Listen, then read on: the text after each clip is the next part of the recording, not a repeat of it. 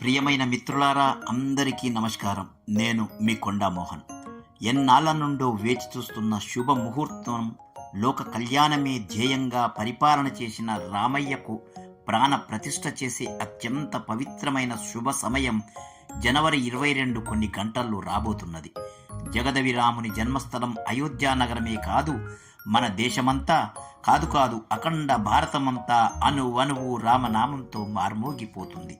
పంచభూతాలు పరవశంతో తేలియాడుతుండగా, అష్టదిక్కులు ఆనందంతో ఒక్కటవ్వగా, ప్రకృతి మాత పులకించి బాలరామయ్య ప్రాణ ప్రతిష్ఠ కోసం 1000 కళ్ళతో ఎదురు చూస్తుంది. మనందరము ఆ క్రతువును తిలకించి జన్మ జన్మలకు దొరకని ఆ పుణ్యం మనకే దక్కినందుకు, మనం ధన్యులమైనందుకు సంతోషిద్దాం, గర్విద్దాం. లోక కళ్యాణం కొరకు బాలరామయ్యను ప్రార్థిద్దాం. జై శ్రీరామ్, జై హింద్.